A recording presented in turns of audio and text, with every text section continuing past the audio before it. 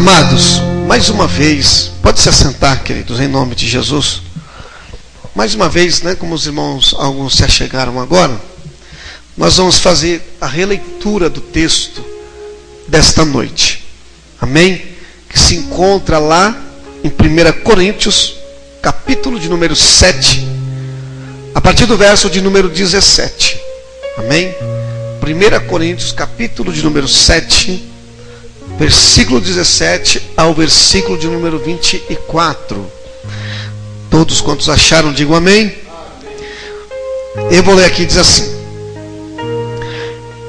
e assim cada um ande como Deus lhe repartiu, cada um como o Senhor o chamou, é o que ordeno em todas as igrejas. É alguém chamado estando circuncidado? Fique circuncidado. É alguém chamado estando incircuncidado? Não se circuncide. A circuncisão é nada, e a incircuncisão nada é, mas sim a observância dos mandamentos de Deus. Cada um fique na vocação em que foi chamado. Foste chamado sendo servo, não te dê cuidado. E se ainda pode ser livre, aproveita a ocasião. Porque o que é chamado pelo Senhor sendo servo, é liberto do Senhor. E da mesma maneira também, o que é chamado sendo livre, servo é de Cristo. Fostes comprado por bom preço. Fostes comprado por bom preço. Não vos façais servo dos homens.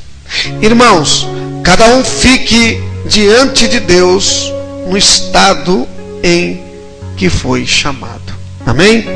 Glória a Deus. Curve tua cabeça. Deus, eterno Pai, obrigado, Senhor, por mais um dia, por mais uma noite, pelo privilégio, Deus, de nos encontrarmos em tua presença, em tua casa, para mais uma vez aprendermos, ó Deus, a tua palavra. Obrigado, Senhor, Pai querido, por tudo que tens feito e por tudo que tens realizado em nosso meio, em nossa igreja, na vida dos nossos irmãos.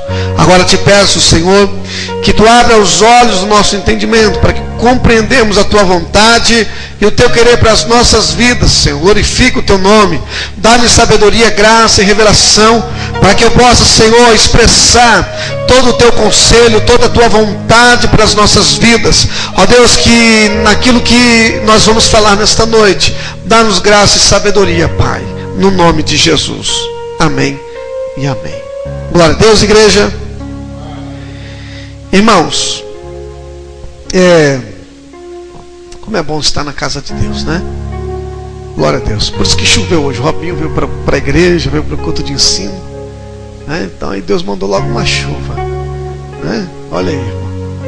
Pareceu, né? Um milagre de Deus, né? Robinho no culto de ensino é um milagre. Amém?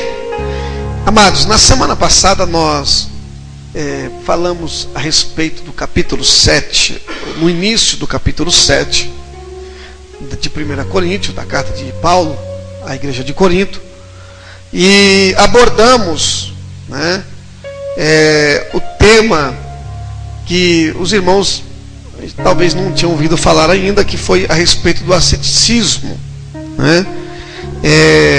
Para quem não lembra, o asceticismo, a palavra asceticismo significa doutrina filosófica ou religiosa, tá? Há aqueles que adotam como uma doutrina filosófica para a sua vida, independente da religião, o asceticismo.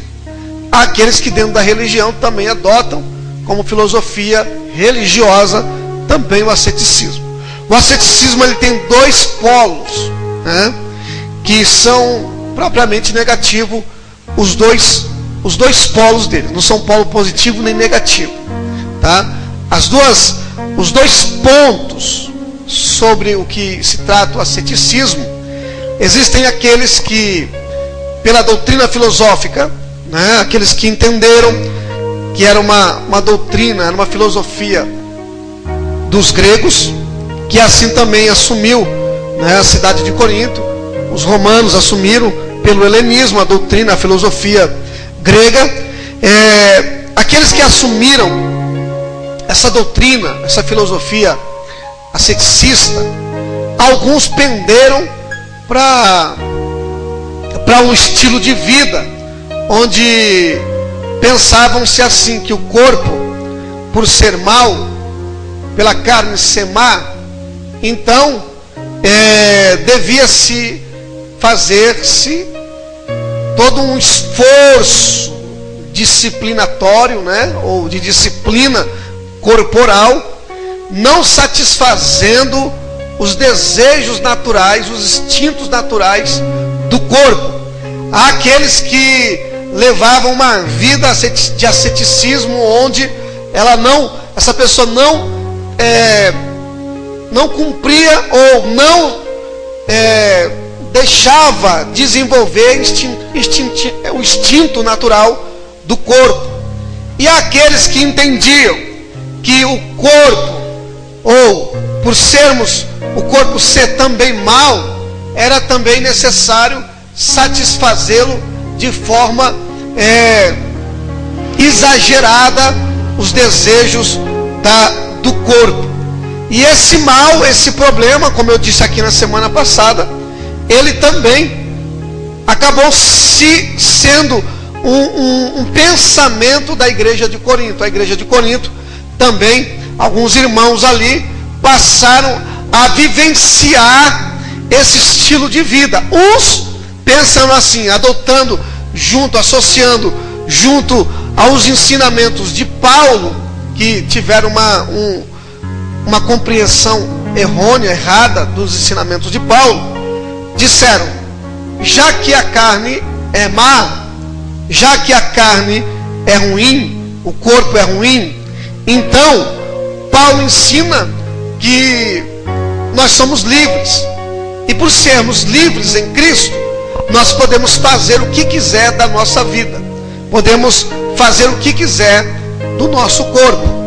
Há aqueles também que pensavam de outra forma, né? Jogavam pelo lado mais de não satisfazer os seus desejos naturais. Então, o apóstolo Paulo começou a tratar esse ensinamento dentro do corpo de Cristo, principalmente em relação ao casamento. É onde nós lemos no capítulo 7, aonde haviam aqueles que, para não achar que iriam pecar, diziam: eu não vou casar, né? Aqueles que pensavam assim: então eu não vou casar para não ter relação sexual, pensando eles que era pecado, que iriam atrapalhar no seu relacionamento com Deus, pensaram: então eu não vou casar. Outros passaram a pensar de outra forma, a viver um estilo de vida pecaminoso, por conta da graça, por conta dessa liberdade cristã. E é isso que Paulo trata na igreja de Corinto, esse mal que estava nos pensamentos, que estava impregnando-se na vida dos cristãos da igreja de Corinto. No capítulo 3, ao versículo 7, Paulo, ele trata isso com mais veemência, relacionado bem propriamente ao casamento, onde Paulo diz que o marido pague à mulher a devida, amém, irmãos? Presta atenção. O marido pague à mulher a devida benevolência, e da mesma sorte a mulher ao marido. Qual era o problema que estava acontecendo aqui quando Paulo está tratando o problema do asceticismo dentro do casamento? Havia um problema onde o marido, por pensar: eu quero agradar tanto a Deus, eu quero viver uma vida de tanta santidade, que eu não vou me relacionar com a minha esposa. Então aconteceu que muitos problemas aconteciam dentro do casamento. A mulher ou o marido que determinava para si, dizendo: eu não vou ter relação sexual, eu vou me guardar para o Senhor, eu vou me guardar em santidade. Então essa pessoa se abstinha do relacionamento sexual. Então muitos problemas aconteceram dentro de muitas famílias como até hoje acontece também, hoje dentro do corpo de Cristo, atualmente. Há pessoas que querem levar uma vida em santificação e acabam caindo nesse mal. Eu vou jejuar, eu vou orar, e o marido vai ficar sem a minha presença no leito, na cama, ou vice-versa. Então esse problema acontecia dentro da igreja de Corinto, onde muitos irmãos passaram a ter problema dentro do casamento, passaram a ter dificuldades. Outros pensavam de outra maneira, outros achavam assim: já que eu posso viver livremente, que o pecado não habita em mim, que Jesus já pagou o preço do pecado, então eu vou vivendo de todas as formas que eu acho que eu devo viver. Então o apóstolo Paulo, no versículo 3, ele diz: o marido pague à mulher a devida benevolência, e da mesma sorte a mulher ao marido. Versículo 4: a mulher não tem poder sobre o seu próprio corpo, mas tem no marido. E também da mesma maneira, o marido não tem poder sobre o seu próprio corpo, mas tem a mulher. Amém? O versículo 5 já demonstra com mais clareza essa questão, quando ele diz: não vos defraudeis um ao outro, senão por consentimento mútuo, por algum tempo, para vos aplicardes à oração, e depois ajuntai-vos outra vez, para que Satanás não vos tente pela vossa incontinência. Amém? Olha o entendimento que está aqui implícito e explícito nesse texto. Alguns, por um fator religioso e espiritual, a mulher ou o marido acabava defraudando. O que é defraudação? A defraudação é usado muito hoje no campo policial, né? Quando se trata de alguém que defrauda alguém. Essa palavra defraudação, ela não está apenas restrita ao campo policial, né? Ao campo investigativo. Não. Essa palavra está associada a muitas áreas da vida. O que é a defraudação? Defraudação é quando devidamente você tem que dar alguma coisa a alguém e você não dá. Quando, por exemplo, alguém que é defraudado na vida financeira, um estelionatário que engana uma pessoa, a defraudação, ela é um pecado também dentro do matrimônio. Algumas pessoas, no nome da religião e da espiritualidade, o que eles faziam? Olha, marido, olha, esposa, hoje eu não vou, você não me procura, hoje nós não vamos ter relação, ou de fato isso persistia por muito tempo, até mesmo pela falta de consentimento da outra pessoa, melhor dizendo, tá? Então o marido ou a mulher acabava pecando e errando nessa área, quando não sentava com o esposo ou com a esposa, dizer: olha, marido, olha, esposa, por um determinado tempo eu vou me separar, eu vou me reservar em oração, em jejum, em consagração a Deus, tá? Então nesse tempo você não me procure, eu também não vou lhe procurar. Se o marido ou a mulher aceitasse, né?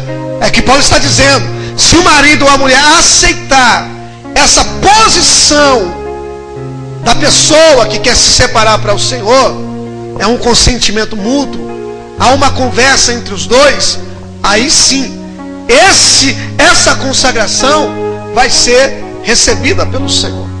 Mas se o marido não fala para a esposa não fala para o marido vai procurar a esposa vai procurar o marido, e a mulher diz, ou o marido diz: olha, eu estou separado para o Senhor, não me procure. Isso você está dando ocasião, o marido ou a mulher estava dando ocasião uma abertura para Satanás tentar o cônjuge. Então é isso que Paulo está tratando a respeito do asceticismo dentro do casamento, onde muitas pessoas, meu marido, eu não vou, marido, não me procure, mulher, não me procure. Então isso é uma brecha, é uma abertura, um espaço para o diabo entrar dentro do casamento. Então Paulo ele trata isso com muita veemência em relação a essa postura e atitude dos cristãos na igreja de Corinto. Quer dizer, ele diz que a mulher, ela não tem poder sobre o seu próprio corpo. Por exemplo, marido vai procurar a esposa e a esposa diz não. A esposa está dizendo para o diabo: pode tentá-lo com outra mulher. Ou o marido, vice-versa, isso serve para os dois, não é só o lado da mulher, como também do marido. O marido diz assim para a mulher: mulher, eu vou jejuar e vou orar a semana inteira, o mês inteiro. Está abrindo uma abertura para o diabo tentar a esposa. Paulo está falando isso aqui. Paulo está dizendo sobre isto, a respeito da vida conjugal. Não defraudeis aquilo que de fato você tem que prestar como uma vida conjugal. Estou falando na cama, no leito, vida de relacionamento sexual. O marido e a mulher tem que haver separação de consagração apenas por consentimento mútuo. O marido e a mulher têm que conversar. Eu vou me reservar para o Senhor em jejum e oração por um determinado tempo. Eu vou chegar na minha esposa: olha, esposa, não me procure nesse tempo. Se ela dizer amém, eu posso dar continuidade. Se ela não dizer amém, não adianta eu fazer. Vai ser sacrifício de todo. Vocês estão entendendo, irmãos? Esse pensamento? Então tem muitas pessoas hoje que sofrem no casamento, na vida conjugal, no relacionamento sexual. Por quê? Porque as pessoas muitas das vezes não comunicam ao esposo, não comunicam à esposa que de fato vai se separar para o Senhor por um período de oração e um período de jejum, de consagração a Deus. Então o marido ou a mulher vai procurar o cônjuge: não, a porta aqui está fechada hoje, não me procure, não bata na porta, né? Então isso é uma brecha para o diabo, meu irmão, tá? Se você é mulher, esposa que esteja aqui ouvindo essa palavra, meu irmão, minha irmã, tá? A mulher não tem poder no seu próprio corpo, e nem o marido tem poder no seu próprio corpo. Ambos têm poder no corpo um do outro. A carne é uma situação que é um campo da vida que nós devemos tomar muito cuidado. Devemos tomar muito cuidado. Por quê, irmão? Porque uma vez que você casou, uma vez que você tem uma esposa, um esposo, você já não vive para si. Você já não vive para os seus desejos pessoais. Agora o desejo tem que ser mútuo. Toda postura, toda conduta, todo objetivo de vida tem que ser mútuo, tem que ter acordo, tem que haver concordância. Então é por isso que Paulo, ele trata isso na igreja. E do versículo 3 ao versículo 7, Paulo está tratando aqui do companheirismo. O companheirismo é algo que não pode faltar no casamento, meu irmão. Não pode faltar. A palavra companheirismo também ela é genérica. Ela não é só para o casamento. A palavra companheirismo, ela está associada a todo um campo da vida. E para isso é necessário que o cristão, uma vez que ele aceitou, uma vez que ela aceitou a Cristo, se fez cristão, se fez servo do Senhor, primeira coisa, é casado, coloque uma coisa no coração: companheirismo. Amém? O que é companheirismo? Andarão dois juntos se um não tiver de acordo? Aí é uma outra questão, não é verdade? É uma outra questão. Mas na questão de escolha, quando tem que haver a presença da esposa na escolha, na decisão. Amém? Vocês estão entendendo? Então, o marido, ele não pode fazer o que quer, quando quer, na hora que quer. O marido tem que consultar a esposa.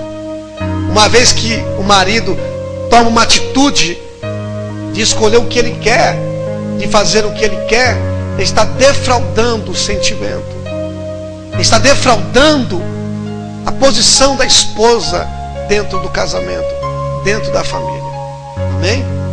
Porque às vezes cria-se um jogo de culpa e de responsabilidade. Por exemplo, o jogo da culpa é aquele momento que o marido diz assim: o negócio deu errado, a culpa é sua. Não é assim que acontece? A culpa é sua. Ou vice-versa, não, a culpa é sua. É por isso que tem que haver essa decisão mútua em todos os sentidos da vida. Eu vou escolher algo, eu vou fazer algo, consulte a mulher. E vice-versa, a esposa também não pode agir independente do esposo.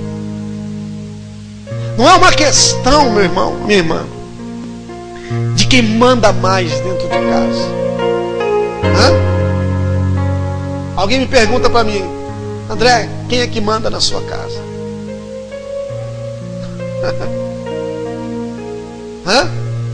Alguém me pergunta: quem é que manda na sua casa? Eu falo: é a Michele. É a Michele que manda, mas o cabeça lá sou eu. Aí pronto, tá resolvido. Então não pode haver dentro do casamento, da família, essa questão de quem manda mais dentro da casa. Ninguém manda mais. Não é porque o homem, porque é o marido, porque é homem, porque trabalha fora muitas das vezes, é o que diz que manda, que a última palavra é dele, é ele que diz tudo, é ele que dita a regra. Não é assim. Isso é defraudar a outra pessoa. Isso é abafar o sentimento da outra pessoa. Isso é anular a outra pessoa, a alma da outra pessoa, o desejo, a vontade da outra pessoa. Aí quando dá pau, dá problema na casa, nos filhos, aí joga para a mulher ou joga para o marido. Não, a culpa é sua, a responsabilidade é sua. Esse problema da culpa, de jogo de culpa, só acaba quando os dois assumem a posição, a responsabilidade de que ninguém manda mais que ninguém. Tem que haver acordo. Amém? Tem que haver concordância. Casamento é concordância. Nem sempre, muitas das vezes, há casos e casos que vai depender muito. Nem todas as esposas têm um esposo dentro da igreja. Nem todos os esposos têm a esposa dentro da igreja, acompanhando. Então, tem que pedir muita sabedoria a Deus para saber lidar. Saber como tratar. Apesar de os princípios que regem o casamento cristão, também tem que ser, é o mesmo que rege o casamento até do não cristão. É que muitas das vezes a ignorância da pessoa que não conhece os princípios, porque tem crente cristão dentro da igreja que acha que é o dono da verdade dentro do casamento. Marido, não, eu que mando. Por que você é que manda? Porque eu sou o homem, porque eu sou o cabeça. Não é assim. Há princípios que não podem ser quebrados dentro do casamento. Há pessoas não crentes que conseguem viver uma vida conjugal praticando os princípios bíblicos sem conhecer. Existe muitos. Existem cristãos dentro da igreja que conhecem a palavra, que deveriam aplicar esses princípios dentro do casamento, mas não aplicam. Eu aprendi assim, meu pai me ensinou que eu tinha que ser assim, machão, é o que mando, é o que dito as regras. Está errado. Não, minha mãe me ensinou assim, que é eu que arrumo a casa, que deixo as casas do meu jeito. Também está errado. A não ser que haja um consentimento. Tem coisa que eu não falo lá em casa. Por exemplo, eu não digo como tem que arrumar a casa porque minha esposa sabe fazer. Então, às vezes, eu quero alguma coisa que no meu lugar, eu acho que tem que ficar naquele lugar. Às vezes eu acho, mas se o meu achar prevalecer, dá confusão, dá briga. Então tem que haver uma conversa. Por que tem que estar aqui? Porque aqui é melhor para casa, é melhor para a família. Tem que haver conversa, tem que haver concordância, tem que haver o mesmo pensamento, buscando sempre o melhor para casa, para a família. Vocês estão ouvindo, meu irmão? Vocês estão entendendo? Amém? Então a esposa não pode agir sem o consentimento do esposo, sem consultar o esposo. Por exemplo, casal cristão. Vamos falar do casal cristão. Isso serve para o casal não crente também. Mas quem é que vai chegar e vai posicionar isso para o marido ou para a esposa quando não é cristão? Fica difícil. Fica complicado. Então, como é que eu resolvo um problema na minha casa, pastor, que eu não estou gostando, que eu falo e não se resolve? Tem uma solução.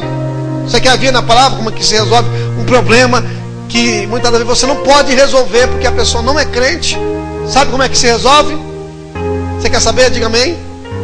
Isso serve para todo mundo. Abra lá em 1 Pedro, capítulo 3, do versículo 1 ao versículo 7. Como é que resolve um problema? Tá? Dentro da casa, quando um dos cônjuges, marido ou esposa, não é cristão. E às vezes o cônjuge está fazendo coisa que você não gosta, você fica nervoso, tira a tua paz. 1 Pedro capítulo 3, versículo 1 ao versículo de número 7.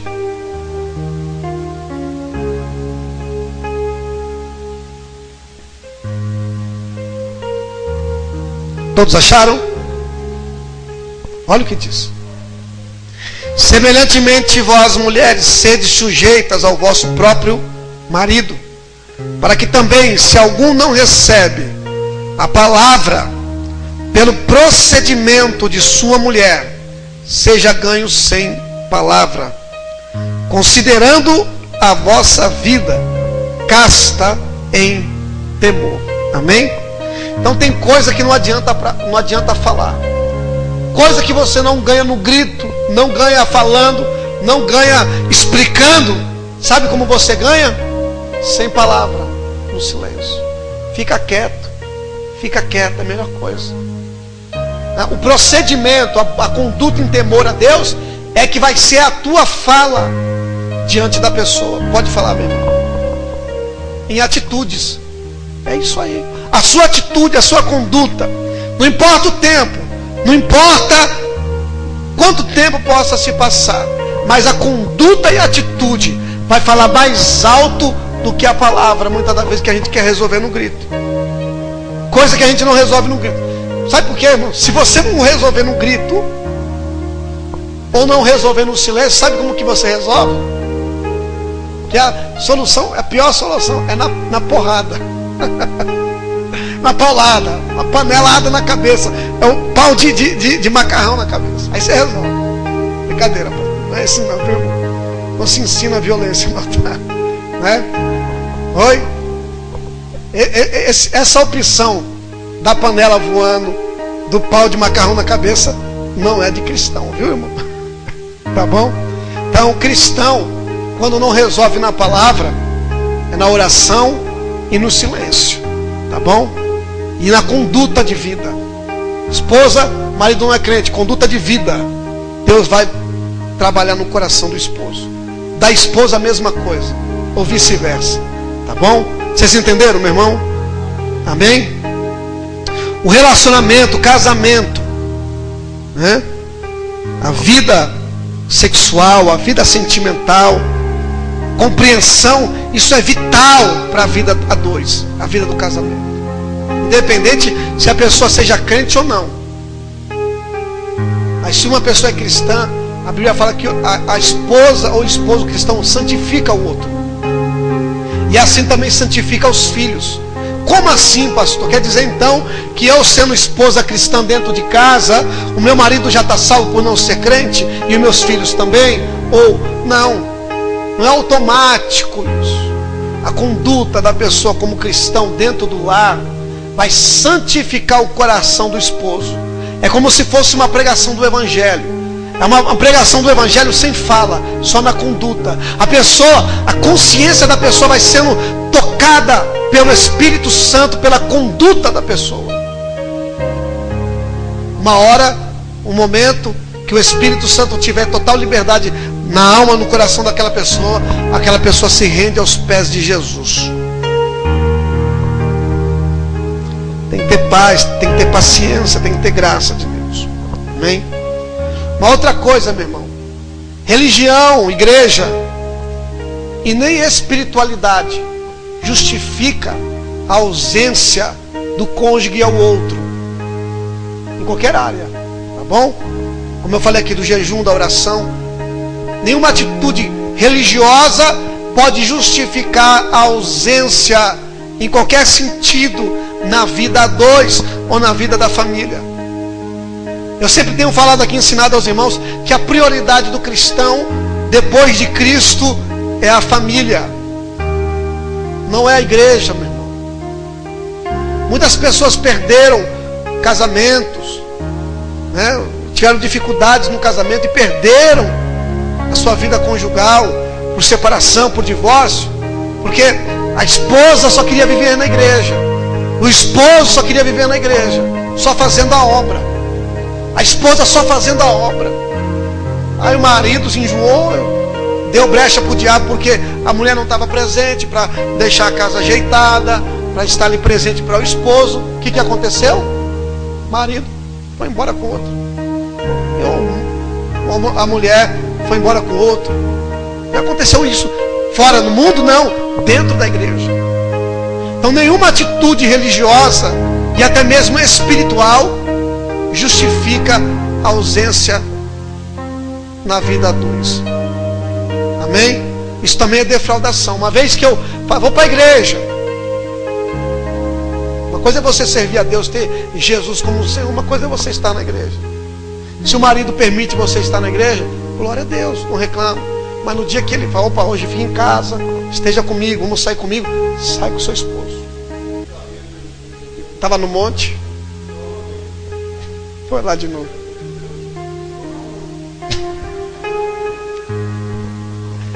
Você está vendo aí, irmão? A gente que lidar com a igreja não é só do monte não, viu? Tem que ficar na igreja também. Isso é verdade, já vimos casos assim, terríveis, né? Marido não pode deixar de bater o cartão todo dia com a esposa, nem a esposa com o marido mesmo. Não pode, entendeu? Ah, tô com dor de cabeça, tô com dor de estômago, tô com isso, tô aquilo. Não, a mulher não tem poder no seu próprio corpo. É lógico que o marido também tem que ter compreensão, tá? Uma vez que a esposa é sempre presente, peraí, minha esposa não está boa, eu vou entender. Ou meu esposo não está bom, eu vou entender. Então, marido e mulher tem que ser presente um com o outro. Só pode haver separação ali na cama, no momento, relação, ou até mesmo vai para a igreja, tem que ter consentimento, tem que ter conversa, tem que ter trato, tem que sentar e conversar. Esposa, o que você acha? Tá bom? Esposo, tá bom? É assim, tem que acertar desse jeito. Uma vez que não há acerto, não há comunhão de conversa, não há diálogo, não há comunicação, acontece isso aí, ó.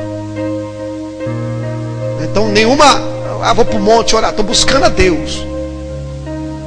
Perdeu a esposa. Ou perde o esposo. Tá? Abra lá em 1 Timóteo capítulo 5, versículo 8. Também serve muito para isso. Também para a nossa vida familiar, viu, meu irmão? O que nós estamos falando aqui não serve só para casado, não. Serve para os solteiros aqui também. Os jovens, os que estão se preparando para casar, aqueles que...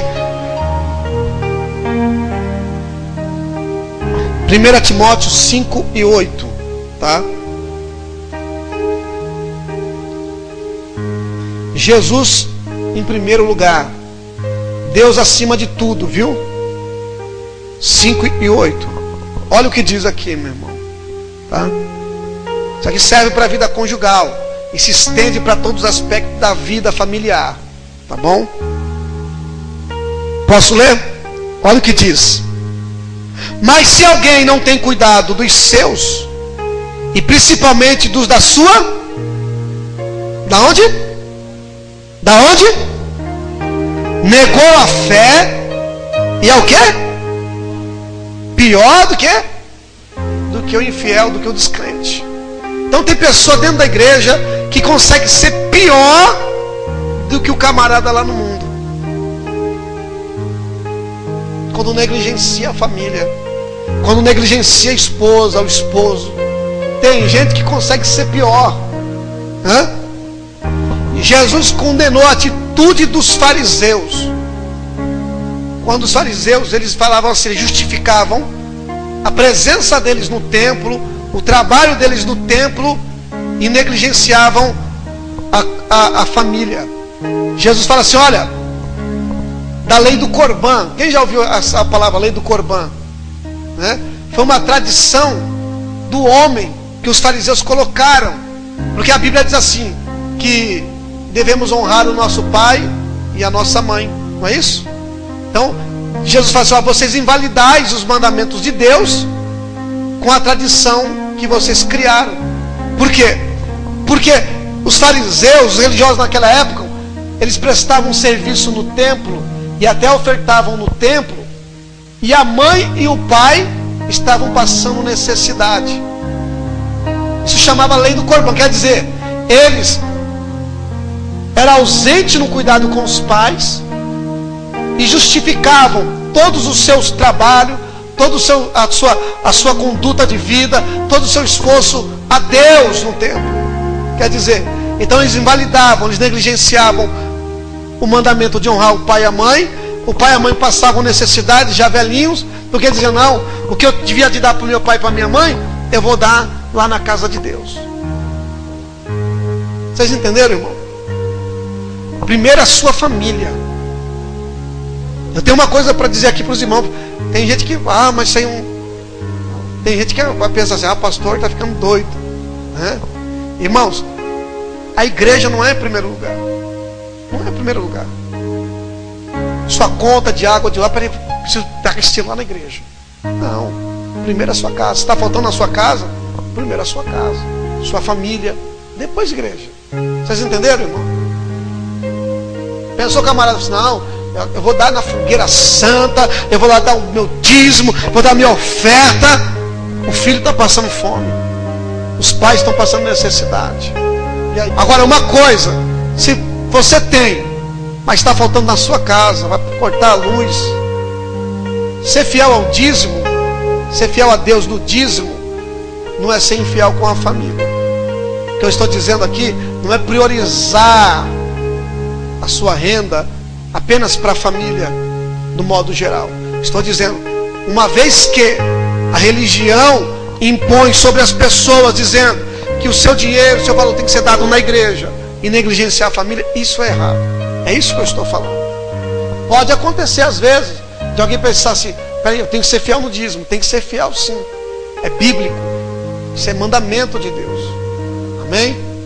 Uma coisa que eu sempre ensino aqui como princípio, uma vez que falta na sua casa, irmão, dê o dízimo sim. E se está com problema, está com falta na sua casa, conversa com a gente que a gente vai te ajudar. Mas eu sempre tenho falado, priorize a sua família. Amém? Priorize a sua casa. Amém, amados? É difícil às vezes a gente entender isso, né? É difícil a gente entender um pouco isso aí. Mas primeiro a casa, a família. Porque se uma vez, em nome da religião, em nome da minha fé, eu vou negligenciar a minha casa, então eu vou estar fazendo um sacrifício de tolo. Tá bom? Eu vou estar fazendo um sacrifício de tolo. Amém, irmãos? Quem entendeu, diga glória a Deus. Então não justifica. Tá bom? Agora, para nós, já termino aqui. Voltando lá no versículo 17, nós lemos. Alguma dúvida, irmão, sobre isso? Ficou alguma dúvida no que eu falei agora? Ficou dúvida, irmã Elizabeth? Não mesmo? Prioriza a família, tá bom? Pode priorizar, irmão. O que eu estou dizendo, isso aqui é fato e é bíblico. Não tem como. Se não tiver cuidado primeiro da casa dos seus, é pior do que o incrédulo lá fora. Tá bom, amados? Uma vez que você sendo fiel a Deus, Deus também vai ser fiel a você.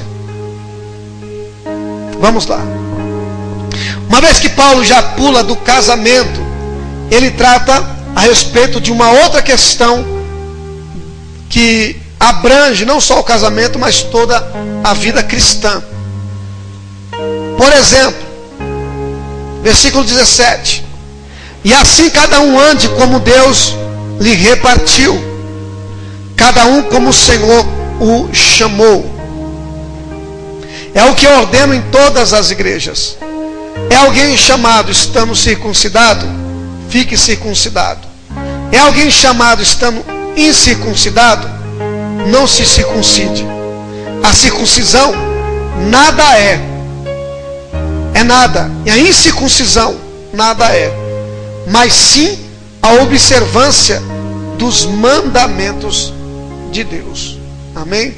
Uma coisa, irmão, é a gente ser litúrgico, ser ritualista. E uma coisa é você obedecer aos mandamentos de Deus. Por exemplo, no caso dos fariseus, eles, em nome da obediência a Deus, eles viraram somente ritualistas, litúrgicos. Mas eles negligenciavam o mandamento de Deus. Então, uma vez que Paulo, ele nos ensina que nós devemos servir a Deus aonde Deus nos colocou, aonde Deus nos pôs, seja dentro da sua casa, seja na sua família, seja no trabalho, seja na igreja, aonde Deus te plantou, aonde você tem, por exemplo, raiz de vida, compromisso de vida todos os dias, é na igreja do São Ágape, é na sua casa, é no seu trabalho, é na sua escola. Então o apóstolo Paulo ensina que nós não devemos ser ritualista no sentido de servir a Deus em todos os campos da nossa vida. Há pessoas que é ritualista, por exemplo, eu vim para a igreja, eu tenho que ser assim, tenho que ser assado. Então nós damos mais ocasião, mais vazão ao ritual, as músicas que tem que ser cantada, a roupa que tem que ser vestida, a forma como eu tenho que andar. Muitas vezes priorizamos todas estas coisas do que propriamente os mandamentos de Deus na nossa vida. Amém? Uma coisa, irmãos, é você ser ritualista. Uma coisa é você estar na igreja todo dia.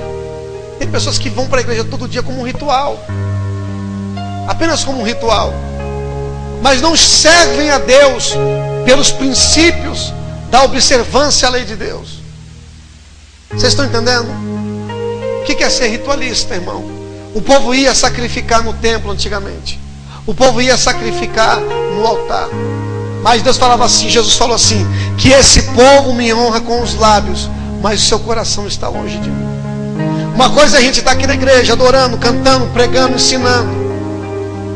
Uma coisa é o coração onde ele está. O corpo pode estar aqui, mas o coração pode estar longe daqui. O corpo pode estar fazendo aquilo que é ritual, mas o coração está longe de Deus. Entendeu, irmãos? Uma coisa é você estar na família, fazendo tudo aquilo que é regra, via de regra dentro de casa. Você é um bom pai, você é uma boa mãe, você é um bom marido, uma boa esposa, você é um bom, você cuida da sua casa direitinho em todos os sentidos. Mas os princípios que estabelece a tua casa como ordenança de Deus para a tua vida são negligenciados.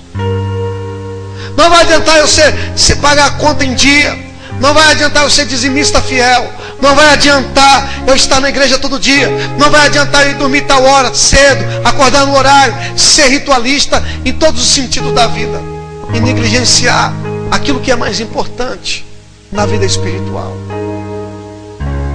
Tem pessoas que cumprem tudo aquilo que é via de regra, tanto na igreja como na família. A pessoa não erra, não falha em nada, mas o coração, a vida de relacionamento com Deus está longe. A pessoa associa apenas o relacionamento com Deus quando está na igreja. Tem pessoas que só vivem Deus na igreja, não conseguem viver Deus dentro da família, em casa, não conseguem viver Deus no trabalho, não conseguem viver a fé na rua. Vocês estão entendendo? Diga amém. Então, o que Paulo estabelece no versículo 17 ao versículo de número 24, o que ele estabelece nessa passagem é uma das primeiras regras da vida cristã: servir a Deus aonde quer que você esteja. Amém? Como eu disse aqui, servir a Deus na escola. Tem pessoa que é crente só na igreja, irmão, mas não é crente na escola, não é crente no trabalho, não é crente em casa. Tem pessoas que servem a Deus só apenas no superficial do molde da religião. Como eu disse aqui, é dizimista fiel, está na igreja todo dia, quando tem culto, anda com a Bíblia, Essas coisas é simplória na vida religiosa. É apenas aspecto. Mas o que Deus ele prioriza na vida do homem, do ser humano, é aquilo que está lá dentro. É aquilo que está lá dentro, na alma do ser humano. Porque a gente podemos moldar toda uma aparência de vida, meu irmão. Nós podemos moldar a aparência de vida, aquilo que a religião pode nos moldar, aquilo que a sociedade pode nos moldar, aquilo que a ética de vida pode nos moldar. Mas uma coisa é ser igual a Jesus. Porque ser igual a Jesus vai sempre na contramão de tudo que é religião, de tudo que é sociedade. Os religiosos naquela época não aceitaram a Jesus. A sociedade não entendeu Jesus. A mesma coisa seria hoje. É andar na contramão. Como é que está a igreja hoje, atual? A igreja está assim, assado. Então para nós estarmos bem, temos que estar igual a todo mundo? Não. Para eu estar bem com Deus, eu tenho que estar igual a todo mundo? Não. Você não é um robô, você não é feito em série, meu irmão, para ser igual aos demais. Nós temos que ser igual a Jesus. Cada um na sua particularidade, cada um na sua individualidade. Ninguém nunca vai entender ninguém, meu irmão. Ninguém nunca vai entender ninguém. Por exemplo, o irmão Jair está aqui. O irmão Jair é um jeito, a irmã Edileuza é outra.